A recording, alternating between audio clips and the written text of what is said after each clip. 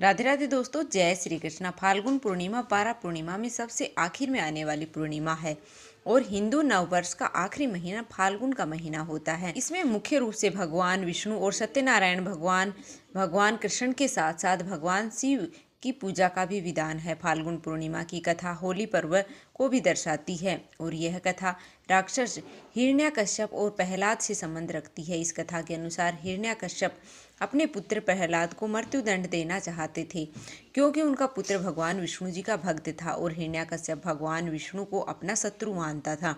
इसलिए जो भी भगवान विष्णु की भक्ति करता है वह उन्हें कष्ट और यातनाएं देता था।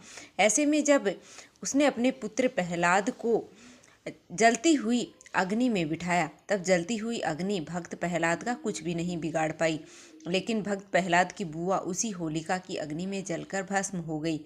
इसलिए हर साल फाल्गुन पूर्णिमा के शुभ अवसर पर होलिका दहन किया जाता है।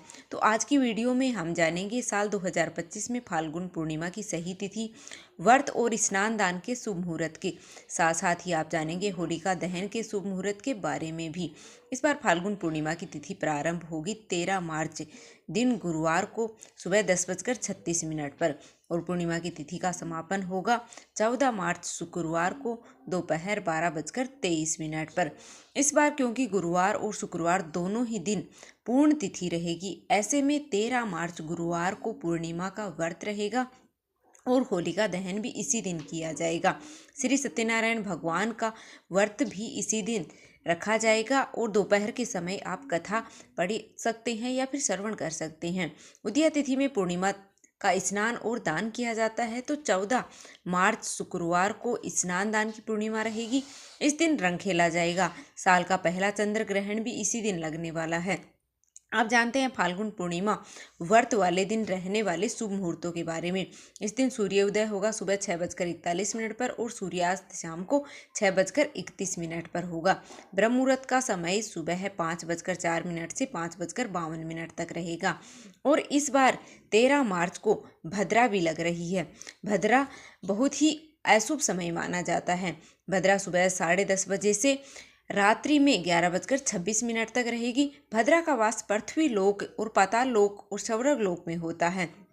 जब भी भद्रा का वास पृथ्वी लोक पर होता है तो यह पृथ्वी पर बहुत ही कष्टकारी मानी जाती है और इस समय का हमेशा त्याग किया जाता है। अथवा पूजा पाठ आप कर सकते हैं, जो नॉर्मल पूजा पाठ आप डेली करते हैं, लेकिन कोई मुख्य पूजा करना है वो अशुभ माना जाता है, या फिर कोई नया कार्य करना बिजनेस से जुड़ा हुआ या किसी भी प्रकार का कोई नया कार्य का शुभारंभ करना हो तो भद्रा काल में नहीं करना चाहिए, क्योंकि इसी दिन होलिका दहन भी होगा। ऐसे में भद्रा काल की समाप्ति के बाद ही होलिका की पूजा और होलिका दहन किया जाएगा।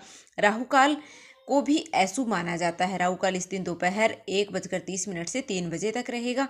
13 मार्च गुरुवार को पूजा के शुभ मुहूर्त इस प्रकार से रहेंगे, जिसमें प्रातःकाल पूजा का शुभ मुहूर्त सुबह 5:21 से 6:33 तक रहेगा और सायंकाल पूजा का मुहूर्त 6:28 से 7:41 तक रहेगा। गोधूली मुहूर्त शाम को 6:26 से 6:50 तक रहेगा।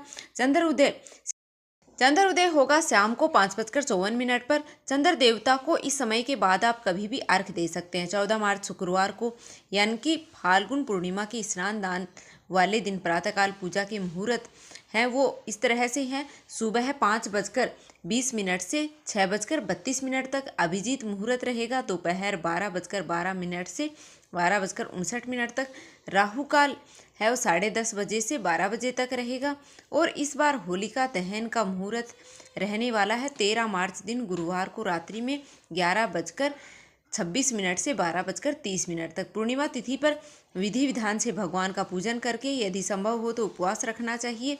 दिन भर उपवास रखकर रात के समय एक बार चंद्र देवता की पूजा करके चंद्र देवता को अर्घ दे करके फिर माँ लक्ष्मी और चंद्र देवता को खीर का भोग लगाकर स्वयं व्रत का पारण कर सकते हैं। पूर्णिमा तिथि पर आपको अंधेरी सुनसान जगह पर दीपदान करना चाहिए।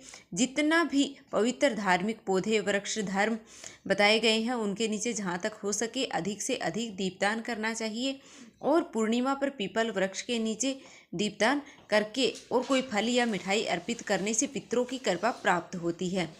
अगर इस दिन जरूरतमंद को मौसमी फलों और वस्त्रों का दान दिया जाता है तो पूरे साल भर घर में बरकत बनी रहती है। क्योंकि फाल्गुन पूर्णिमा के दिन होलिका दहन किया जाता है। होलिका दहन की जो राख होती है वह बहुत ही शुभ मानी जाती है। घर की नेगेटिविटी दूर करने के लिए होलिका दहन की राख को अपने घर पर जरूर लाना चाहिए। अगर परिवार में कोई बहुत ज़्यादा बीमार रहता है तो आप होलिका दहन की राख को उसके माथे पर तिलक इस दिन जरूर लगाएं। ऐसा करने से भी हर तरह की परेशानियों से, नकारात्मक सोचों और बीमारियों से बहुत हद तक राहत मिलती है। यह थी आज की वीडियो। उम्मीद है आपको पसंद आई होगी। अगर वीडियो पसंद आई है तो लाइक कर दीजिएगा और चैनल पर नए हो तो चैनल को सब्सक्राइब करना बिल्कुल भी मत भूलिएगा। मिलते हैं फिर से एक और वीडियो।